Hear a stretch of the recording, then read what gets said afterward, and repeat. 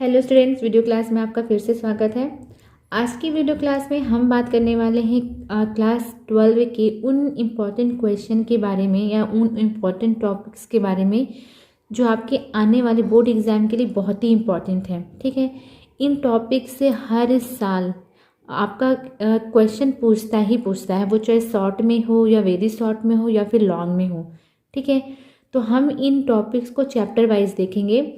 ठीक है, कि वो टॉपिक्स कौन कौन से हैं जो आपके आने वाले बोर्ड एग्ज़ाम के लिए बहुत ही ज़्यादा इम्पॉर्टेंट है। यहाँ से मतलब हर साल क्वेश्चन पूछता है। ठीक है, तो आप क्या करेंगे, आप एक बात कहते हैं, या तो जहाँ आपने नोट्स बना रखे हैं या फिर आपकी बुक्स में है तो वहाँ पर आप ना एक पेंसिल लेकर इसको टिक करते रहेंगे। ठीक है, जो टॉपिक्स मैं बता रही हूँ उन पे आप टिक करते रहेंगे। ठीक है, इन्हीं टॉपिक्स के आप ना पूरा चैप्टर तैयार करिएगा, लेकिन इन जो टॉपिक्स को मैं बता रही हूँ इनको ज़्यादा ही अच्छे से तैयार करिएगा। और अपना जब आप एग्ज़ाम देने जाएंगे उसके पहले, ठीक है, इन टॉपिक्स को अच्छे से रिवीजन करके जाइएगा। ठीक है, ताकि आप अच्छे से अच्छा मार्क्स पा सकें। ठीक है, तो इन जो टॉपिक्स को हम चैप्टर वाइज देखेंगे कि कौन कौन से वो इम्पॉर्टेंट टॉपिक्स हैं, वो कौन कौन से इम्पॉर्टेंट क्वेश्चंस हैं जो आपके बोर्ड एग्ज़ाम के लिए, आने वाले बोर्ड एग्ज़ाम के लिए इम्पॉर्टेंट है। ठीक है, तो हमारा जो पहला चैप्टर है, आपको ये तो पता ही है, चैप्टर को बढ़ाने से पहले मैं आपको बता दूं, आपको ये तो पता है कि आपका जो सिलेबस है वो 30% लेस हो गया है। ठीक है, आपके जो हर साल आपको जो पढ़ना 16 चैप्टर पढ़ने पड़ते थे, लेकिन इस साल आपको 16 नहीं पढ़ना है, सिर्फ 11 चैप्टर पढ़ना है। ठीक है, अभी समय भी है, क्योंकि अभी आपके एग्ज़ाम हर साल फरवरी में होते थे, पर इस साल फरवरी में नहीं होने वाले। आप सबको पता ही चल गया होगा कि आपके एग्ज़ाम अप्रैल या अप्रैल के बाद होंगे। ठीक है, तो इसलिए अभी आपके पास पूरा टाइम है अपनी तैयारी करने के लिए। जो टॉपिक्स मैं बता रही हूँ उन पर भी ध्यान दीजिए।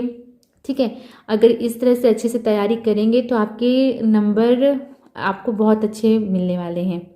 ठीक है, तो चलिए हमारा जो पहला चैप्टर है उसको हम देखते हैं। हमारा पहला चैप्टर है अध्याय 1 है पुष्पी पादपों में लैंगिक जनन, sexual reproduction in flowering plants. ठीक है, ये जो टॉपिक्स हैं वो एनसीईआरटी बोर्ड के लिए भी और एनसीईआरटी की जो बुक है यूपी बोर्ड और सीपीएससी बोर्ड यानी हिंदी और इंग्लिश मीडियम दोनों के लिए बहुत ही बेनिफिशियल है। ठीक है, क्योंकि कहते हैं आपकी जो एनसीईआरटी वो हिंदी आपकी कहते हैं यूपी बोर्ड में चलती है और इसके इंग्लिश मीडियम सीबीएसई बोर्ड में चलता है। तो इन दोनों ही बोर्ड के लिए ये टॉपिक्स बहुत इंपॉर्टेंट है। ठीक है, तो इसलिए बच्चों आप कंफ्यूज मत हो जाइएगा कि ये कहते हिंदी से है तो यूपी बोर्ड वालों के लिए, ऐसा नहीं है, ये सीबीएसई बोर्ड वालों के लिए भी इम्पॉर्टेंट है। ठीक है, तो चलिए आज का वीडियो क्लास हम स्टार्ट करते हैं। आपका जो फर्स्ट टॉपिक है आपका जो लघु बीजाणु जनन है। ठीक, आपको जो फर्स्ट टॉपिक है लघु बीजाणु जनन, लघु बीजाणु जनन यानी माइक्रोस्पोरोजेनेसिस, माइक्रोस्पोरोजेनेसिस।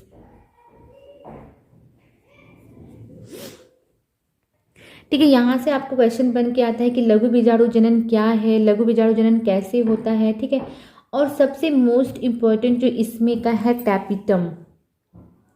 ठीक है, tapetum is most important topic, इससे हर साल आपका क्वेश्चन पूछता है। ठीक है, तो टैपिटम क्या है, टैपिटम का क्या कार्य है, यह आपका हर साल पूछता है। तो लघु बीजाणु जनन की बात करें, लघु बीजाणु जनन यानी माइक्रोस्पोरोजेनेसिस, इस क्रिया के अंतर्गत परागकोश तथा परागकणों का परिवर्धन होता है। तो आप इसे अच्छे से पढ़ लीजिएगा। ठीक है, दूसरा इसका इंपॉर्टेंट टॉपिक है टैपिटम। तो टैपिटम परागकोश की एक कोश की अंतःभित्ति है जिसकी कोशिकाएं बड़ी, लंबी व अंतः समसूत्री विभाजन द्वारा बहुगुणित हो जाती हैं। ठीक है, तथा ये बाद में नष्ट होकर लघु बीजाणुओं को पोषण देने का कार्य करती है। यानी जो आपके लघु बीजाणु बन रहे हैं, यानी जो माइक्रोस्पोरोजेनेसिस जो बन रहे हैं, उन्हें ये क्या करती है, उन्हें नष्ट होकर, यानी जो टैपिटम की कोशिका होती है वो नष्ट होकर उन्हें पोषण प्रदान करती है। ठीक है, आपकी जो टैपिटम है वो दो प्रकार का होता है, एक अमीबीय होता है और दूसरा होता है स्रावी या ग्रंथिल। ठीक है, तो जो अमीबीय है उसमें टैपिटम की कोशिकाएं बड़ी होकर एवं एक दूसरे से जुड़कर, ठीक है,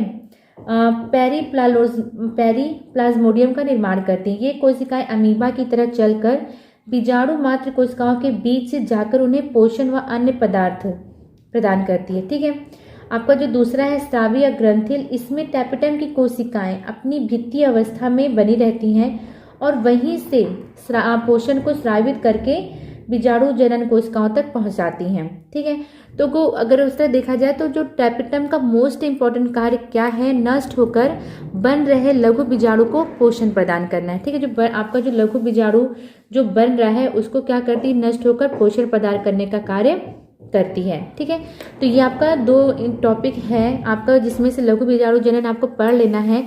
उसका दूसरा मोस्ट इंपॉर्टेंट टॉपिक है टैपेटम, इसके बारे में आपको अच्छे से पढ़ लेना है। ठीक है, अगर आगे हम बढ़ें तो हम बात करते हैं लघु बीजाणु। ठीक है, या लघु बीजाणु किसको कहते हैं, परागकण। ठीक है, लघु बीजाणु या हमारा इसको हम नर युग्मोद्भिद बोलते हैं या फिर परागकण। ठीक है, अगला हमारा है लघु बीजाणु। लघु बीजाणु माइक्रोस्पोर, माइक्रोस्पोर। ठीक है, या फिर आप इसको मेल गैमेटोफाइट भी हम बोलते हैं नर युग्मोद्भिद, मेल गैमेटोफाइट। ये भी आपका इंपॉर्टेंट टॉपिक है। इसमें आपका जो कहते हैं आपका जो लघु बीजाणु है उसका चित्र, आपको इसमें से क्वेश्चन पूछता है कि लघु बीजाणु का सचित्र वर्णन कीजिए। ठीक है, या फिर इसका जो बाह्य चोल है, इसमें का आपका बाह्य चोल को इंग्लिश में हम बोलते हैं एक्साइन, और इसका अंतः चोल एंटाइन,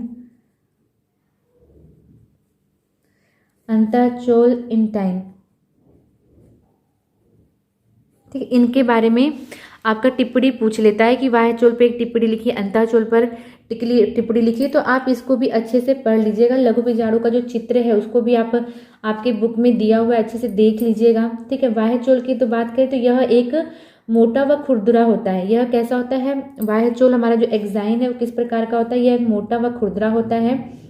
यह एक विशेष रासायनिक पदार्थ स्पोरोपोलिन का बना होता है। ये किसका बना होता है, स्पोरोपोलिन का बना होता है। ठीक है, यह कैरोटोनाइड का ऑक्सीकारी बहुलक होता है।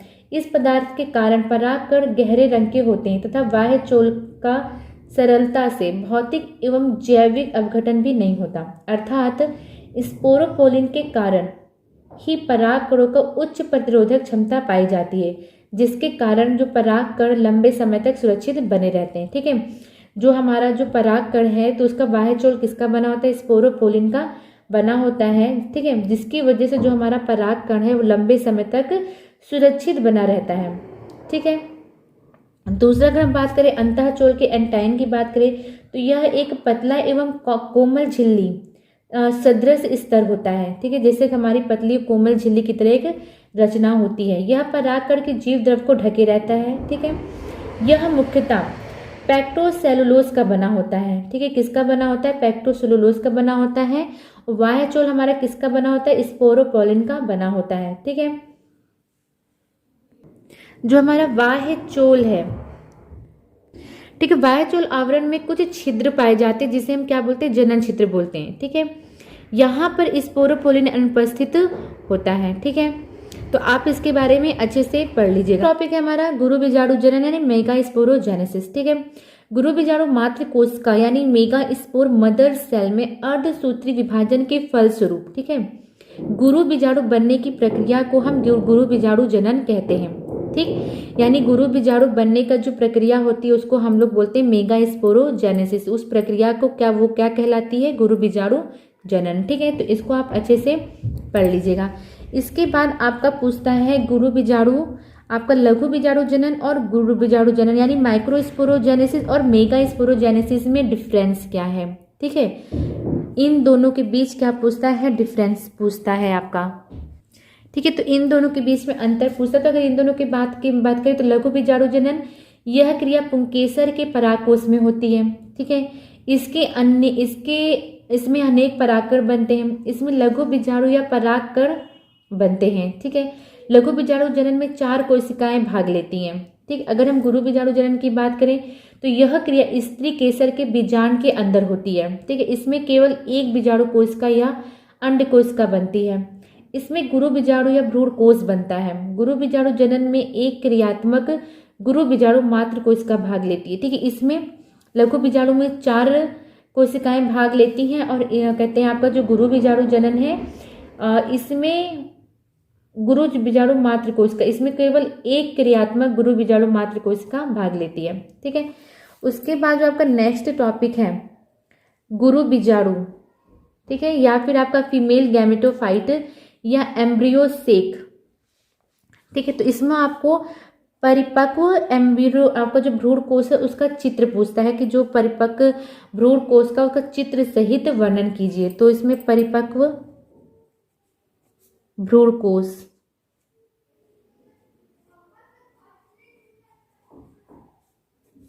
ठीक है, मैच्योर एम्ब्रियो सेक।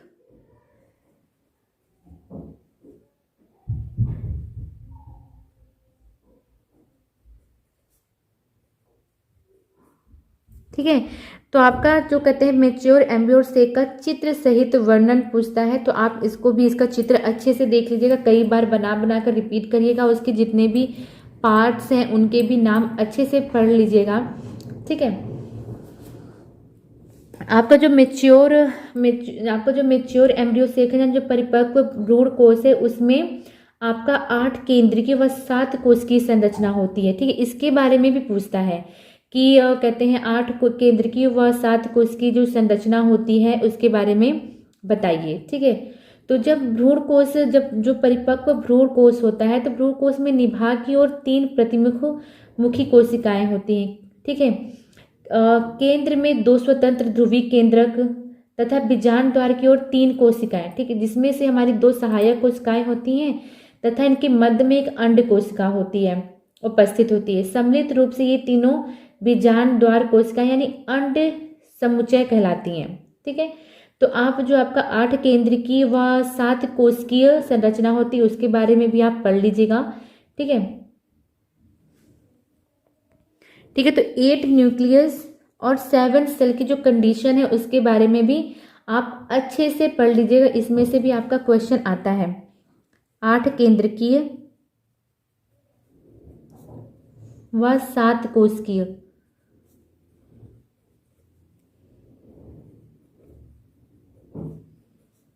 सात कोश की संरचना।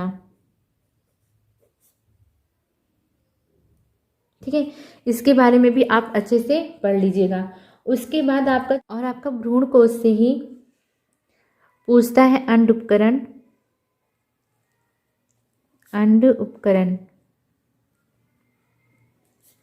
ठीक है, इंग्लिश में बोलते हैं इसे एग एपेरेटस।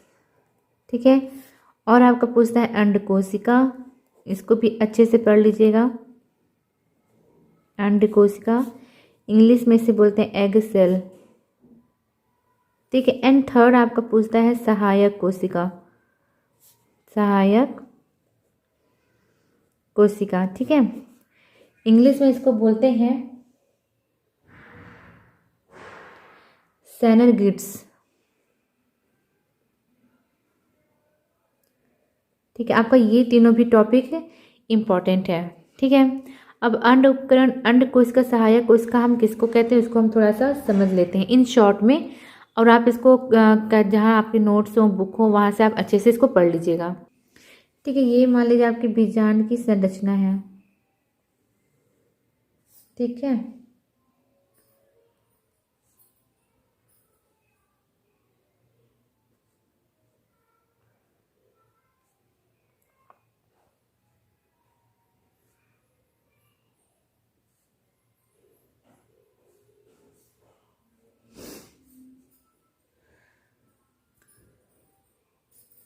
ठीक, ये मान लीजिए आपके बीजांड की संरचना है। इसमें पहले यहाँ पे कितने, ये 4 केंद्रक रहते हैं। ठीक है, जिसमें से एक क्या हो जाता है, बीच में आ जाता है। ठीक, बीच में आने के बाद जब बीजांड द्वार और इसके बीच में जब ये एक भित्ति बन जाती है तो इसको हम लोग बोलते हैं अंडावरण। ठीक, ये हमारा अंडावरण हो गया।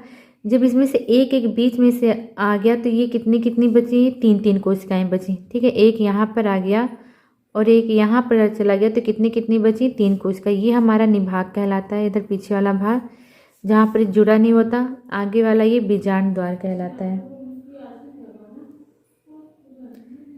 ठीक है, ये हमारा बीजांड द्वार कहलाता है।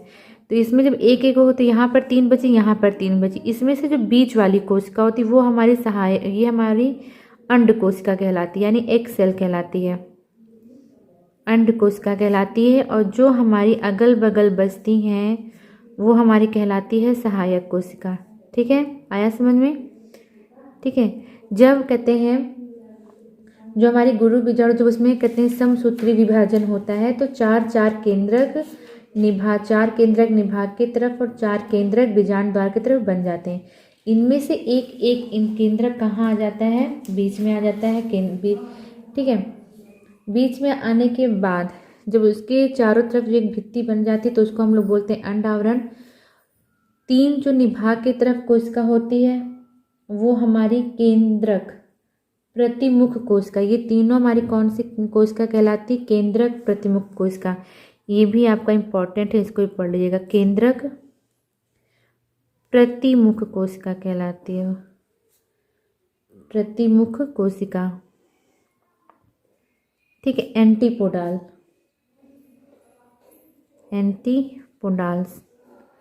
कौन कहलाता है, केंद्रक प्रतिमुख कोशिका। जो निभाग के, जो तीनों कोशिका निभाग की तरफ होती है वो कहलाती हैं। ठीक है, ये जो तीन इधर बीजांड द्वार की तरफ होती है इसमें से बीच वाली अंड कोशिका कहलाती है, अगल बगल वाली सहायक कोशिका कहलाती है। ठीक है, यही हमारी, इसी को हम 8 केंद्रक और 7 कोश यानी 8 केंद्र की 7 कोश की संरचना बोलते हैं। क्योंकि देखिए 1 2 3 4, अभी इनको मत देखिएगा, 1 2 3 4 ऊपर है 4, तो 8 केंद्रक हो गए। ठीक है, इनमें से जब एक एक केंद्रक बीच में आ जाता है तो अब देखिए 1 2 3 4 5 6 और ये 7वीं, मतलब इस केंद्रक के अंदर 2 केंद्रक हैं। तो ये हमारा क्या हो गया, 8 केंद्र की और 7 कोश की, 7 कोशिकाएं 1 2 3 4 5 6 और इन 7वें के अंदर 2 केंद्रक। तो यही हमारी 8 केंद्र की और 7 कोश की सिचुएशन कहलाती है। ठीक है, तो आप इसको भी अच्छे से पढ़ लीजिएगा। ठीक है, तो भ्रूण कोश से इतना ही पूछता है। एक आपका कहते हैं मेच्योर एम्ब्रोसेक का स्ट्रक्चर पूछता है और आपका ये 4 चीज़ पूछ लेता है, तो इसको आप अच्छे से पढ़ लीजिएगा। ठीक है, अब हम नेक्स्ट टॉपिक की तरफ बढ़ते हैं। आपका नेक्स्ट टॉपिक है परागण, पॉलिनेशन। ये भी बहुत इंपॉर्टेंट है, हर साल परागण से रिलेटेड क्वेश्चन पूछता है हर साल। हमारा परागण क्या है, परागण कितने प्रकार का होता है, स्वपरागण क्या है। ठीक है, पॉलिनेशन, तो इसको भी आप पढ़ लीजिएगा। ठीक है, परागकण हम किसे कहते हैं, तो पराग कणों के, ठीक है, पराग कोश से वर्तिकाग्र तक पहुंचने की क्रिया को परागण कहते हैं। ठीक है, क्या कहते हैं, पराग कणों का, यानी जो हमारे पोलन ग्रेन्स होते हैं, ठीक है, उनका पोलन सेक से, ठीक है, से वर्तिकाग्र तक पहुंचने की क्रिया को, मतलब पराग कणों का पराग कोश से वर्तिकाग्र तक पहुंचने की क्रिया को हम परागण कहते हैं। ठीक है, परागण हमारा 2 प्रकार का होता है, आपका स्वपरागण होता है और परपरागण होता है, यानी सेल्फ पॉलिनेशन या इसे में ऑटोगेमी बोलते हैं, और परपरागण क्रॉस पॉलिनेशन जिसे हम एलोगेमी बोलते हैं। ठीक है, तो आप इसको भी अच्छे से पढ़ लीजिएगा। ठीक है, परागण स्वपरागण से लाभ क्या होता है, स्वपरागण कैसे होता है, स्वपरागण से हानियाँ कैसे होती हैं, थोड़ा आपका लॉन्ग में पूछ लेता है, तो इसको आप अच्छे से पढ़ लीजिएगा, तैयार कर लीजिएगा। ठीक है, और इसमें आपका कहते हैं इतना काफ़ी, आप इसको पढ़ लीजिएगा। उसके बाद इसमें आपका कहते हैं एक उदाहरण है परागण में ही, जल परागण में उदाहरण है, आपका बुक में दिया हुआ है, एक वेल्सिनेरिया और हाइड्रीला। ठीक है, आपका ये बहुत इम्पॉर्टेंट उदाहरण है, ये पूछता है इसमें वेलिसनेरिया और हाइड्रीला। ठीक है, इसमें जल परागण किस प्रकार होता है वो पूछता है, जल परागण कैसे होता है उसको पूछता है, तो आप इसको भी बुक से देख लीजिएगा। ठीक है, कि जल परागण कैसे होता है वेल्सनेरिया और हाइड्रीला में। ठीक है, और इसी में आपका एक उदाहरण जोस्टेरा है, उसको भी आप देख लीजिएगा। ठीक है, उसके बाद अगर हम आगे बढ़े हैं तो कृत्रिम परागण में तो आपका विपुंसन पूछता है कि विपुंसन किस प्रकार होता है। अगला हमारा है कृत्रिम परागण में ही, कृत्रिम परागण में इसको हम आर्टिफिशियल बोलते हैं। ठीक है, इसमें आपका विपुंसन पूछता है। विपुंसन से आप क्या समझते हैं? ठीक है, विपुंसन पूछता है आपका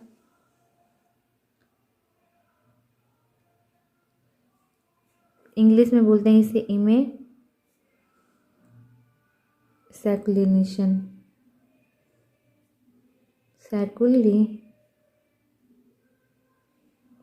ठीक है। और आपका दूसरा थैलीकरण पूछता है,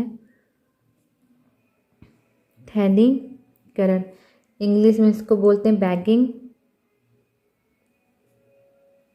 ठीक है, विपुंसन में हम क्या करते हैं, इसमें हम जो पौधे का, ठीक है, जो पौधे का जो कहते हैं पराग कोष होता है उसको हम चिमटी से निकाल कर उसको हटा देते हैं। ठीक है, थैलीकरण में क्या करते हैं, जो कहते हैं ये हमारा जो कहते हैं वो जो हमारा कहते हैं पराग कोष होता है, ठीक है, उसको हम किसी थैली से बांध देते हैं। ठीक है, ताकि पराग कोष से परागण बाहर ना निकले और वर्तिकाग्र तक ना पहुँचे। ठीक है, तो ये भी आपका इम्पोर्टेंट था, इसको भी हमने देख लिया। उसके बाद हम अगले टॉपिक की तरफ बढ़ेंगे। फिर अगला है हमारा निषेचन। ठीक है, यानी फर्टिलाइजेशन। अगला पॉइंट है हमारा निषेचन। निषेचन में आपका द्विनिषेचन, त्रिनिषेचन, ये सब आप देख लीजिएगा। ठीक है, द्विनिषेचन, त्रिसंलयन और द्विनिषेचन से लाभ, तो आप ये सब निषेचन टॉपिक में देख लीजिएगा। ठीक है, अगला हम बढ़ेंगे। अगला जो हमें आपको देखना है, जो इम्पोर्टेंट टॉपिक है आपका, ठीक है, भ्रूणपोष। जो हमारा भ्रूणपोष होता है वो कितने प्रकार का होता है और भ्रूणपोष हम किससे कहते हैं? ठीक है, भ्रूणपोष इंग्लिश में हम इसको बोलते हैं एंडोस्पर्म।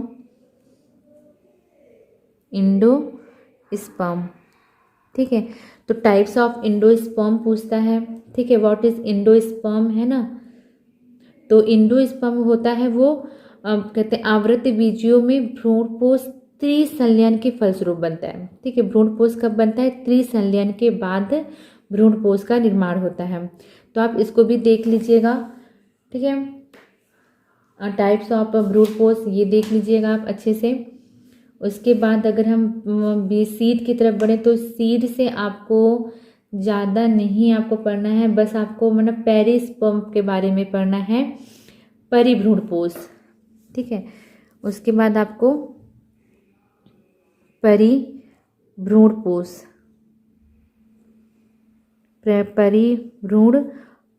इंग्लिश में इसको बोलते हैं पेरिस्पर्म। तो आपको पेरिस्पर्म से क्या समझते हैं ये आप परिभ्रूणपोष के बारे में आप देख लीजिएगा। ठीक है,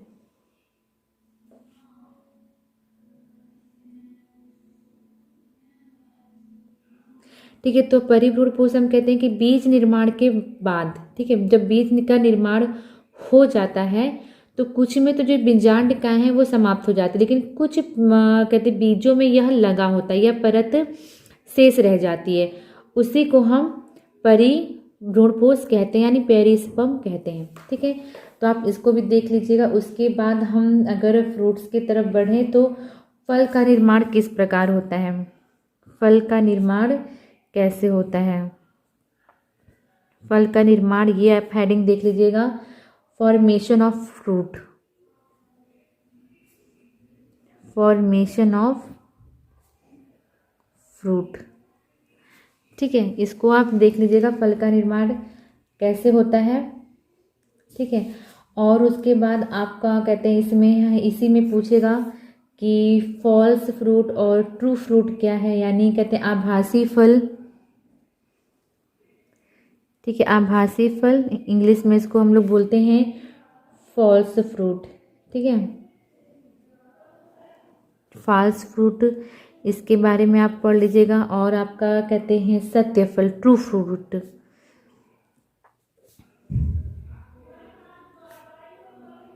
ट्रू फ्रूट, इसके बारे में पढ़ लीजिएगा। आभासी फल,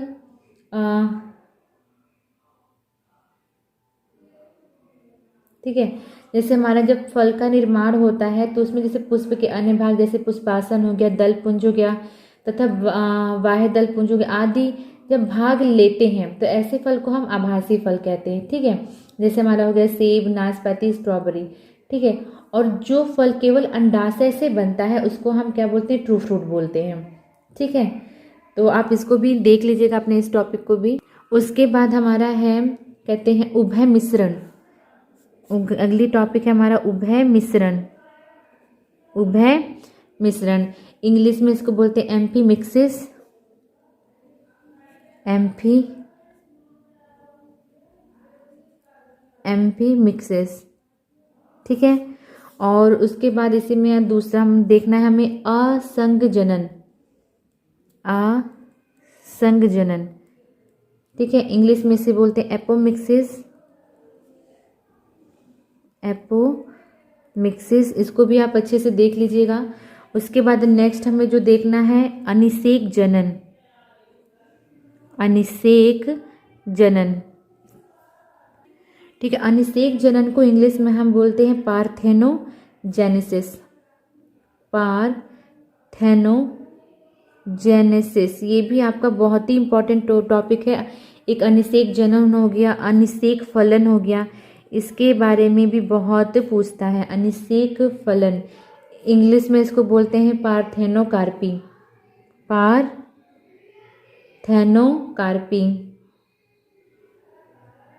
ठीक है। अनिषेक जनन जब बिना निषेचन के ही सिर्फ मादा से ही भ्रूण का विकास हो जाता है तो उसे हम अनिषेक जनन बोलते हैं। अनिषेक फलन, ठीक है, जब कहते हैं बिना निषेचन के ही, ठीक है, बिना निषेचन के ही फल का निर्माण हो जाता है, ठीक है, तो उसे हम बोलते हैं अनिषेक फलन। ऐसे फल क्या होते हैं? बीज रहित होते हैं। ठीक है, जैसे हमारा केला हो गया। ठीक है, तो आप इसके बारे में भी पढ़ लीजिएगा अच्छे से। तो ये आपका जो कहते हैं हमारा जो चैप्टर फर्स्ट से कुछ इंपॉर्टेंट टॉपिक था। अब हम आपका देख लेते हैं अभ्यास के प्रश्न कि कौन कौन से जो अभ्यास के प्रश्न हैं वो आपके लिए इम्पॉर्टेंट हैं।